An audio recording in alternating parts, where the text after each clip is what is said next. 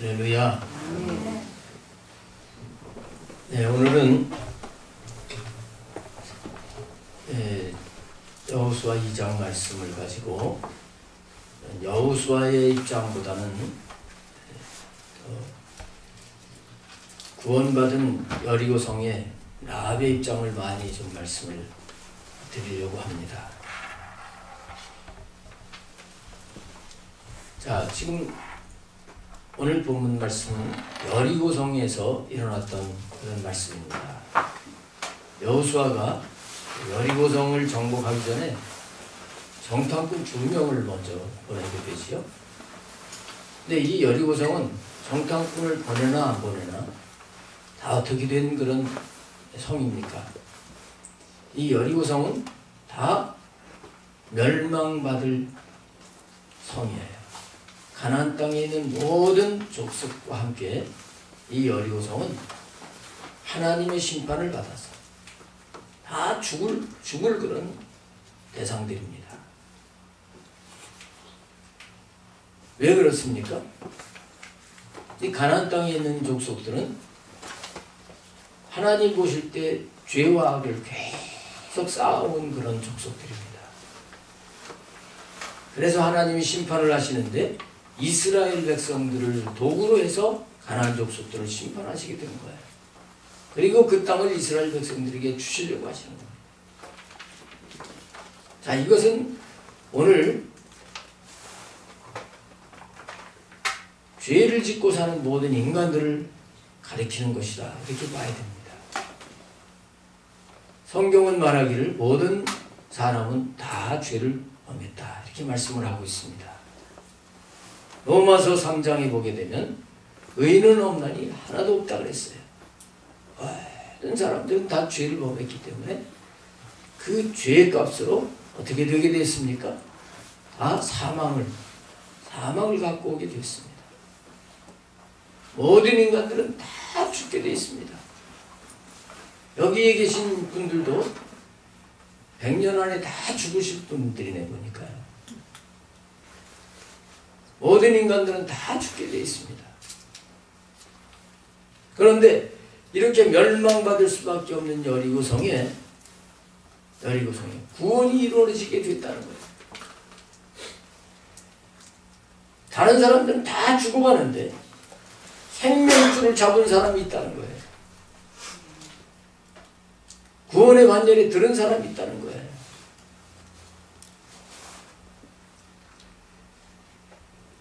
그것을 오늘 우리에게 하나님은 말씀을 하시고 있는 것입니다.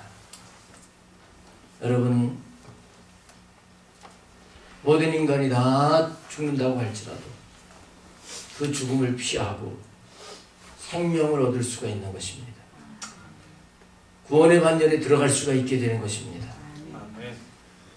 오늘 어떻게 해서 이렇게 다른 모든 사람들은 다 죽는 가운데 라합이라고 하는 사람과 그의 가족과 그의 친지가 어떻게 다 살게 됐는가? 이 긴 말씀을 통해 가지고 이것을 우리에게 설명을 하고 있습니다. 오늘 이 말씀이 이 자리에 계신 여러분과 저에게 잘 적용이 돼서 이미 구원을 받았어도 또 생명을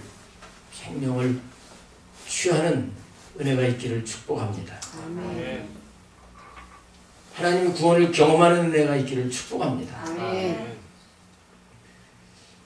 이 라합과 그의 가족이 구원을 받게 된 것은 먼저 이 라합이 정탐꾼들을 받아줬다고 하는 거예요. 1절부터 7절 말씀은 그걸 말씀을 하고 있습니다. 여호수아가 정탐꾼들을 보냈을 때, 이 여호수아는 지난주에 말씀을 드렸지만 예수 그리스도를 예표하는 그런 인물이에요. 그러니까 예수님이 두 정탐꾼을 보냈다고 하면 전도자를 보냈다, 이렇게 볼 수가 있습니다. 전도하는 사람을 보냈을 때 라합은 그 정탐꾼을 받아준 거예요.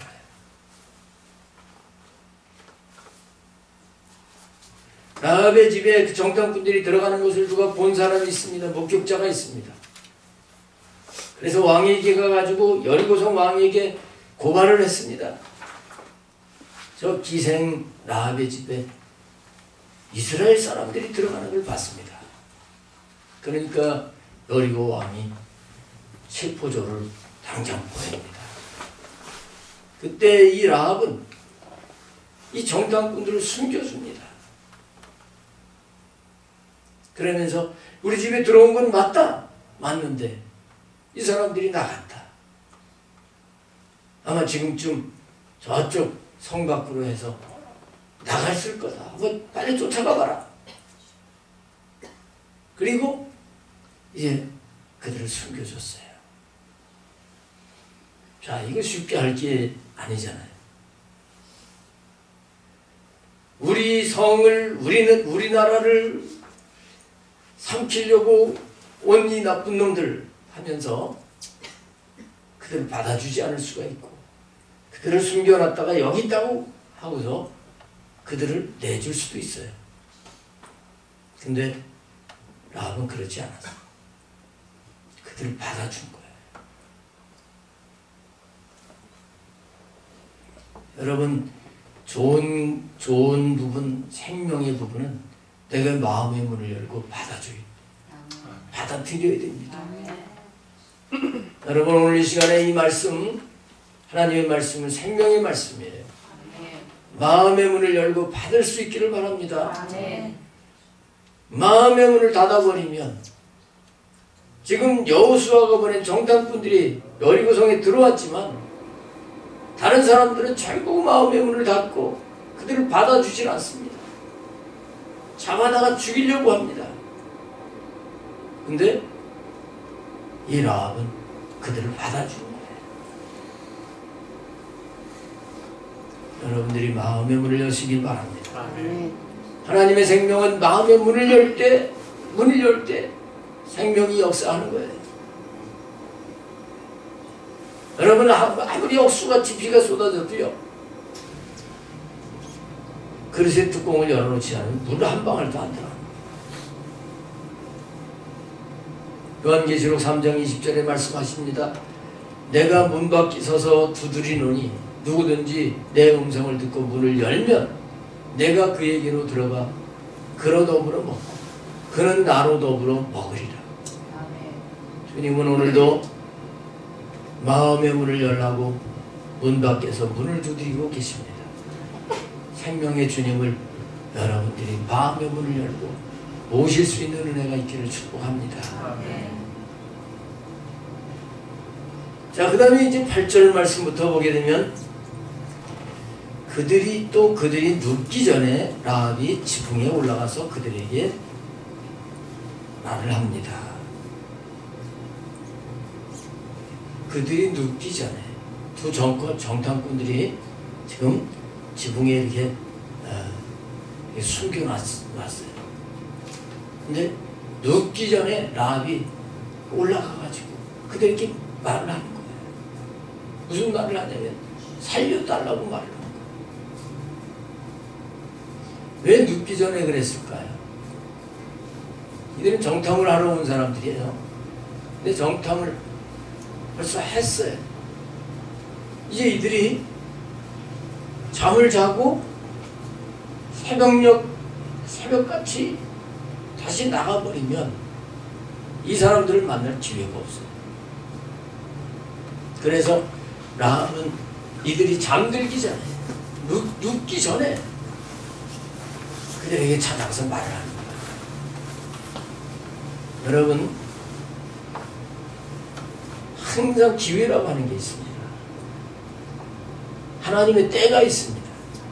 하나님의 때가 있습니다. 지금 흘러가는 이 시간 속에 하나님의 구원의 때가 있어요. 하나님이 은혜 주시려고 하시는 그런 때가 있어요. 이걸 가지고 카이로스라고 하는 그런 헬라어 단어를 쓰는 거예요. 이 라합은요, 기회를 잡은 거예요. 이들이 잠들어버리면 어떻게 얘기를 하느냐. 지금 그들을 찾아가가지고 나와 우리 가족을 살려달라고 이렇게 이걸 얘기를 해야 되는데 잠들어버리면 안 된다. 늦으면 안 된다. 그래서 눕기 전에 라합은 지금 이 두 정탐꾼을 찾아간 거예요. 여러분, 기회는 항상 오는 게 아니에요. 기회는 지나가면 그건 다시 잡을 수가 없습니다.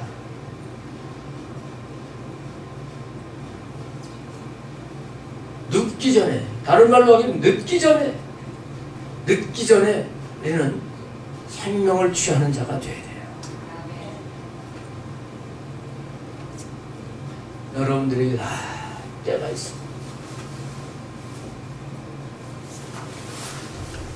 여러분 가족에게도요, 구원받을 기회가 있는 거예요. 여러분들의 부모님이 눕기 전에 여러분들, 하나님, 우리 부모님 눕기 전에, 돌아가시기 전에 구원해 주셔야 됩니다. 눕기 전에 그들을 살려달라고 간청을 해야 되는 거예요. 여러분의 자녀가 될 수 있고, 또 여러분의 친구가 될 수 있고,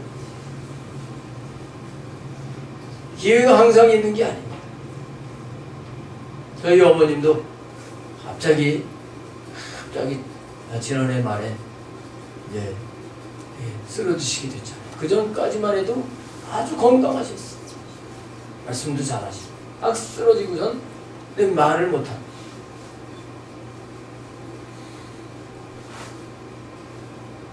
야, 이게 순간 하루 사이에 이렇게 되는구나. 그런 걸 깨달았습니다. 여러분, 구원받을 여러분들의 가족들, 여러분들의 친척, 친구들, 갑자기 말을 듣지 못하는, 내가 말을 할 수가 없는 그런 상황이 올 수도 있는 거예요. 여러분, 눕기 전에 그들을 살려달라고, 하나님 앞에 구할 수 있게 되시기를 바랍니다. 아멘. 당장 지금 가서 그들을 붙들고 우리 살려주셔야 됩니다. 왜냐하면 금방 이제 여리고성은 몽땅 무너지고 다 죽게 되는 거예요.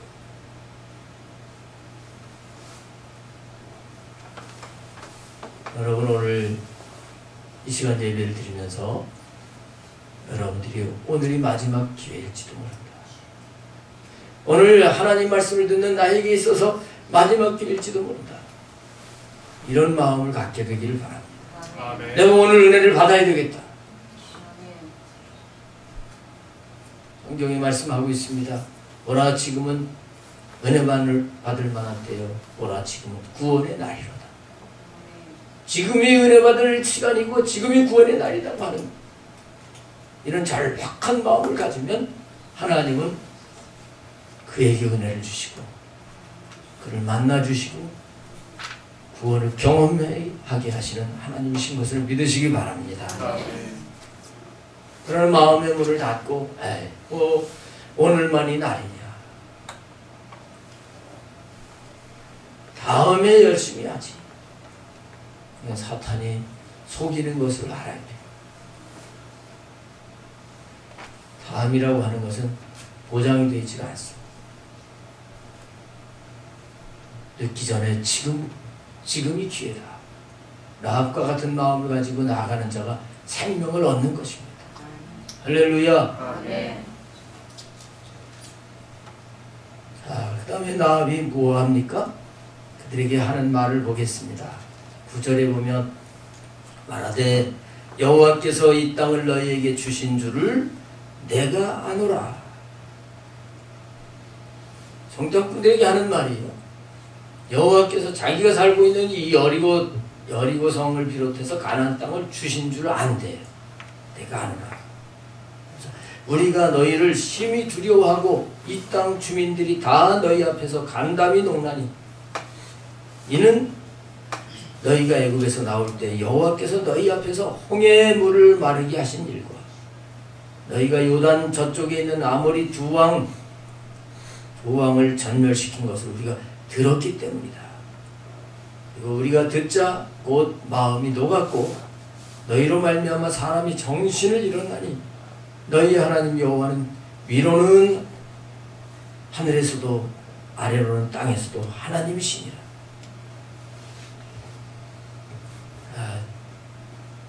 이 라합이 정탐꾼을 찾아가서 한 얘기는 무슨 얘기예요? 내가 너희들이 믿는 하나님을 믿는다는 거예요. 신앙 고백을 한 거예요. 여러분, 구원과 생명은 신앙 고백을 통해서 오는 거예요. 할렐루야. 아멘. 입을 가만히 닫고 있으면 안 됩니다. 우리가 예수님 처음에 믿을 때도 영접 기도라고 하는 걸 합니다. 왜냐하면 로마서 10장에 말씀하는 거죠. 사람이 마음으로 믿을 뿐만 아니라 마음으로 믿어 의에 이르고 입으로 시인하여 구원에 이르느니라. 누구든지 주의 이름을 부르는 자는 구원을 얻으리라. 반드시 입을 열어서 불러야 돼요. 주여 고백을 하는 겁니다. 고백을 하는. 여기 지금 라합은요, 신앙 고백을 하면서 살아나는 거예요. 그것 때문에 사는 거예요.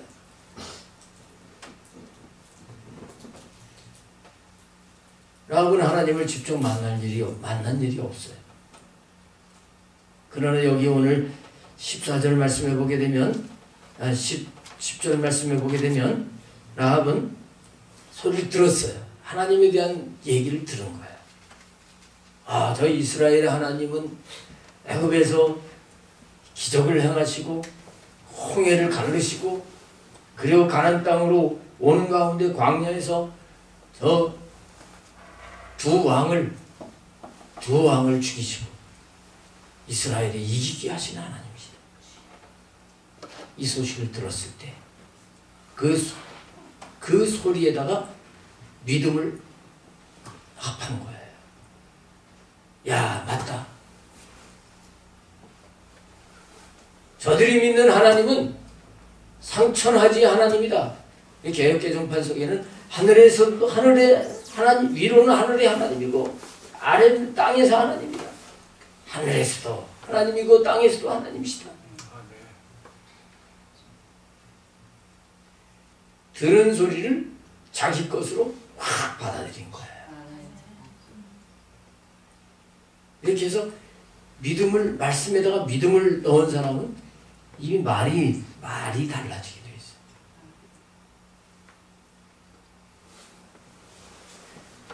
그래서 여기 지금 이 라합이 하는 말을 보게 되면 여호와께서 이 땅을 너에게 주신 줄 안대.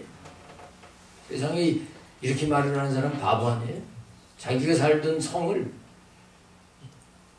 너희에게 하나님이 주셨다. 너희 하나님이 주셨다. 이렇게 얘기해요. 대부분의 사람들은 여기 우리가 몇 년을 살 건데 너희들 뺏으러 왔냐? 이렇게 나올 텐데. 그리고 우리 성은 너희들이 아무리 거기 광야에서 이렇게 승리를 했다고 할지라도 우리 성은 이게 얼마나 든든한 성인 줄 아는? 이 여리고 성은요, 높이가 10m. 그리고 이 성이 무너지지 않게 하기 위해서 성 두께를 높이보다 더 두껍게 11m 정도로 이렇게 쌓은 성이에요. 그거를 생각을 하면서 이 성이 너희들 아무리 그래도 이 성은 무너질 성이 아니야. 이렇게 인간적인 생각을 하고 그런 얘기를 할 수 있어요. 근데 라합은 그러질 않았어요. 하나님이 하신 일을 들었을 때 맞아. 저 하나님밖에 없어.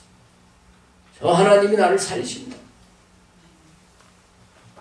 이렇게 믿음을 거기에다가 얹어가지고 지금 이 정탐꾼 앞에서 고백을 하는 거예요. 할렐루야. 아멘. 따라서 하겠습니다. 구원은 신앙 고백에서 온다. 신앙 고백에서 온다. 생명은 신앙 고백에서 온다. 신앙 고백에서 온다. 머리로 아는 것을 여러분들이 이 마음으로 믿음을 화합해서 입으로 시인하셔야 돼요. 할렐루야. 아멘. 신앙 고백이 필요한 거예요. 고백. 그러면 여기서 우리가 여리고성에 있는 사람들 중에서 라합만 어떻게 누가 이렇게 그 소식을, 하나님에 대한 소식을 라합만 이렇게 듣게 전해줬을까요? 아니에요. 거기 있는 성 사람들이 다 들었다는 거예요. 그래서 거기 다른 사람들은 어떻게 했습니까? 우리가 너희를 심히 두려워하고 이 땅 주민들이 다 너희 앞에서 간담이 녹는데요. 여리고성에 있는 사람들은 한 사람도 빠짐없이 전부 하나님에 대한 얘기를 들었어요. 근데 그 중에서 그 들은 얘기에다가 믿음을 화합해가지고 신앙 고백을 한 사람은 라합이란 말이에요. 머리로 듣는 걸로 끝나지 말고 여러분 하나님이 하신 일에 대해서 거기다가 믿음을 여러분들이 얹기를 바랍니다. 믿음을 얹어야 돼요.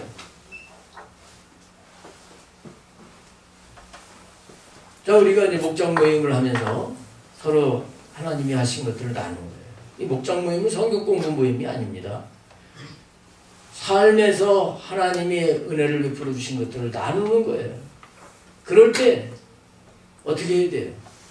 믿음을 하나님이 저렇게 저 집사님과 함께 하셨구나 하고 믿음을 합하면서 하나님은 그런 하나님이십니다. 그러면 나에게 그 생명의 역사가 흘러와서 나도 은혜를 받고 변화가 되는 거예요.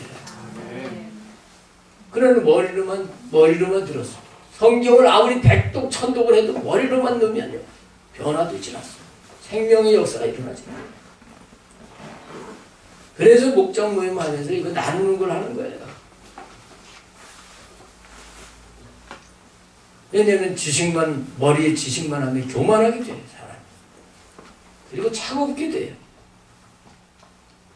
그러나 하나님의 생명을 받아서 자꾸 경험을 하는 사람은 점점 깨지고 부드러워지고 주님을 닮아가는 줄로 믿습니다. 아멘. 여기 여리고성 사람들은요 다 들었어요. 들어봤는데 듣자 마음이 녹았다 그랬어요. 정신을 잃었다 그랬어요. 그냥 멍하고 있는 거야. 어떻게 하지? 여러분 지금 하나님이 역사하시는 것들을 경험하는 속에는 반드시 믿음이 있고 거기에 반드시 하나님 말씀을 믿고 순종할 때에 거기 역사가 나타나요. 근데 그런 걸 들을 때 아유 저렇게 어떻게 해.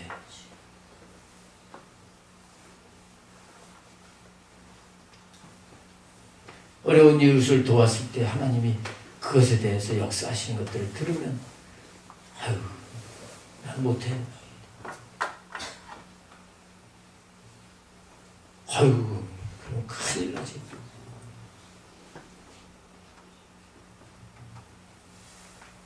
힘든 남편을 구원한 얘기를 하게 될 때 난 그렇게 못 살아. 이런 사람들은요 구원을 경험을 할 수가 없어요. 맞아. 하나님이 저렇게 말씀을 이루시는구나. 그리고 라합처럼 고백을 하면서 순종을 하는 자에게 생명의 역사가 일어나게 되는 것입니다.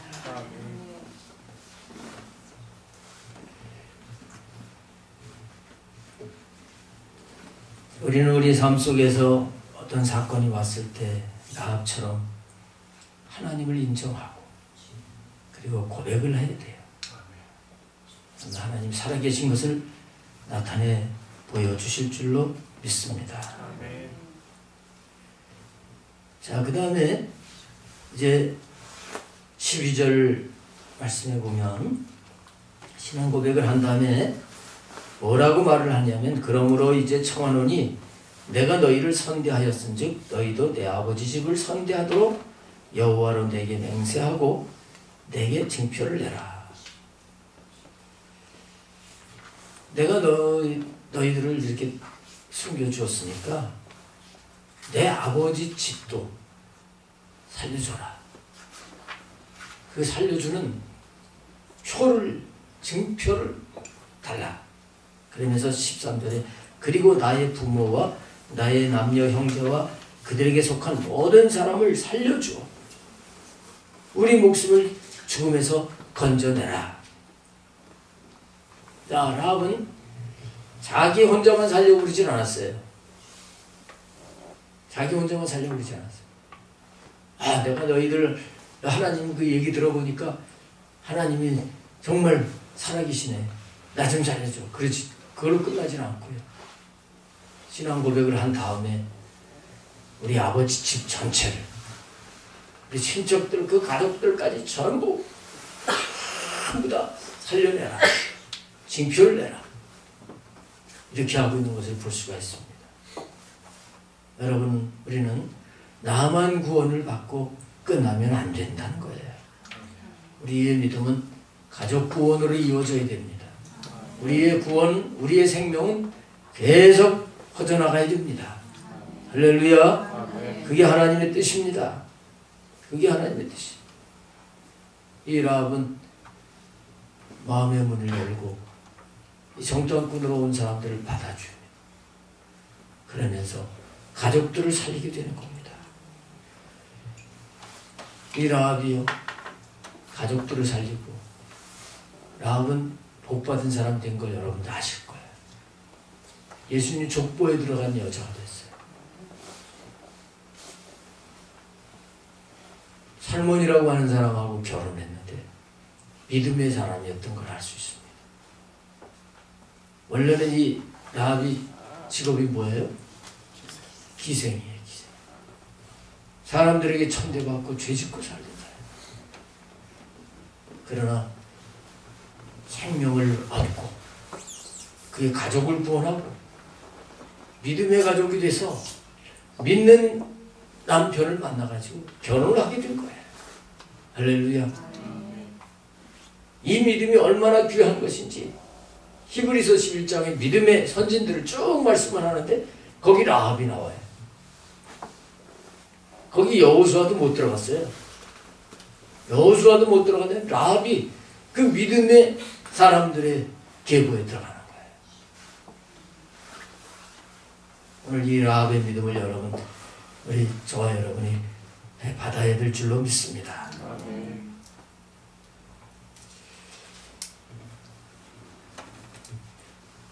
자, 그 다음에 이제 마지막으로 그 뒤에 15절부터 보게 되면 표를 내라고 했는데 그 표가 뭐냐? 창문에다가 붉은 줄을 매다는 것이었습니다. 붉은 줄을 매다는 것이었어요. 정탐꾼들은 표를 내라고 하니까 우리가 이 성을 정복을 할 때, 이 성을 심판할 때, 그럴 때 너희들 붉은 줄을 매달으면 우리가 너희 그 집안에 있는 사람들 다 살려주겠다. 이렇게 얘기를 합니다. 아, 이 붉은 줄이 뭘까 하는 건데, 이 붉은 줄은 모든 신학자들이 다 같이 해석을 하는 거예요. 이 붉은 줄은 구약의 제사에서 나오는 겁니다. 하나님 앞에 나가기 위해서는 반드시 필요한 것이 있는데 그게 바로 제물이 피 흘려 죽는 거예요. 그래서 이 붉다고 하는 것은 피를 상징하는 겁니다.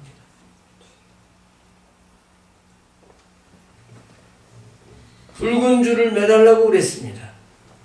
여러분, 살기 위해서는 앞에 부분도 다 필요하지만 예수님의 십자가에 피가 있어야 사는 거예요. 착한 일을 한다고 사는 게 아니에요. 예수님의 십자가의 보혈로 인해서 우리 인간은 죄를 사함받고 구원을 받을 수가 있는 것입니다. 할렐루야. 근데 피를 아무데나, 아니 붉은 줄을 아무데나 매다는 게 아니라 라합의 집에다가, 창문에다가 이렇게 매달아 놓고요. 그리고 그 집을 나가면 안 된다는 거예요. 나 라합하고 친구인데요. 라합하고 난 라합의 이모인데요. 안 돼. 붉은 줄을 창문에 걸어놓고 다 그 집에 있는 사람만 구원을 받는다. 이런 조건을 건 말씀이 이 뒤에 나오는 것을 볼 수가 있습니다. 여기 라합의 집은 오늘 우리로 말하면 교회를 말하는 거예요.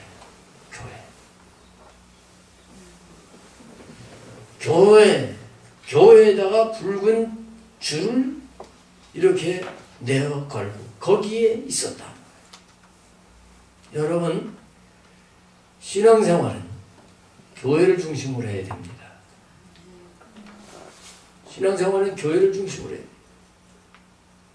오늘날 인터넷에 들어가게 되면 스마트폰으로도 그렇고 예배드리는 그 상황, 설교 얼마든지 많이 접할 수 있어요. 여기서 말씀을 들으면 되지 그러면서 혼자서 방구석에 있으면서 그러면서 이제 스마트폰을 켜놓고 이렇게 하는 신앙은 생명으로 나갈 수가 없는 거예요. 신앙생활은 주님을 믿는 자들이 함께 모여서 공동체를 이루면서 그렇게 함께 모이다 보면 해야 될 일들이 있잖아요. 같이 밥도 해 먹어야 되고 청소도 해야 되고 이런 게 있잖아요. 그런 게 번거로울지 몰라도 신앙생활은 함께 해야 되는 거예요. 함께. 라합의 집이 얼마나 컸는지 알 수가 없지만 친척들 멍땅 애들까지 다 모였을 때 아마 숨쉬기도 힘들 정도로 복잡했을 것 같아요. 근데 이렇게 정탐꾼들이 왔다 간 다음에 그 다음에 또 이스라엘 백성들이 여리고에 와가지고 하루에 한 바퀴 돌지요? 일주일 동안을 그 안에서 있으려 봐요. 얼마나 힘들겠어. 그러나 붉은 줄을 내걸고 거기서 복잡하고 힘들고 하는데 거기서 있을 때 이 가족들은 다 구원을 받게 된 거예요. 그래서 우리의 생명은 나 구원받은 거로 끝나면 안 돼요. 가족들도 다 구원을 해서 함께 생명에 이르려고 해야 되고 그리고 우리는 공동체를 이루어 가면서 함께 아름답게 되어져 가는 이 신앙을 가져야 될 줄로 믿습니다. 이 교회에서 신앙생활을 하다 보면 어려운 일이 많이 있을 수 있어요. 그러나 그때도 우리는 붉은 줄을 항상 이렇게 걸어놓은 것처럼 붉은 것은 피, 죽었기 때문에 피가 있듯이 주님의 십자가로 서로 희생을 하는 걸 나타내면서 우리는 함께 생명의 길을 가야 될 줄로 믿습니다. 그러면서 우리가 주님을 섬기면서 희생을 했대. 주님은 우리를 구원하시기 위해서 이 세상의 낮은 곳에 오셔가지고 십자가에서 죽으셨어요. 아주 천하게 되셨어요. 그러나 주님이 십자가에 죽으셨기 때문에 우리의 모든 죄가 깨끗하게 씻음을 받게 된 겁니다. 그는 마치 걸레가 더러운 걸 싹 닦아낼 때 깨끗해지는 것과 같은 거예요.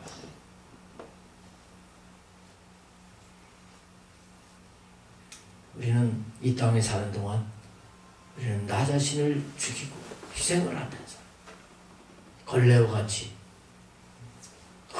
깨끗해지게 더 아름다운 교회가 되기 위해서 힘써가는 우리의 신앙생활이 되어야 될 줄로 믿습니다. 이럴 때 우리에게서는 이 다른 여리고 사람들은 가나안 땅에 살다가 다 진멸해서 죽었지만 라합과 그의 가족들은 가나안 땅에 그냥 살면서 하나님의 백성이 돼가지고 하나님 백성과 결혼하고 살면서 거기서 하나님의 나라를 누리면서 살게 됐던 거죠.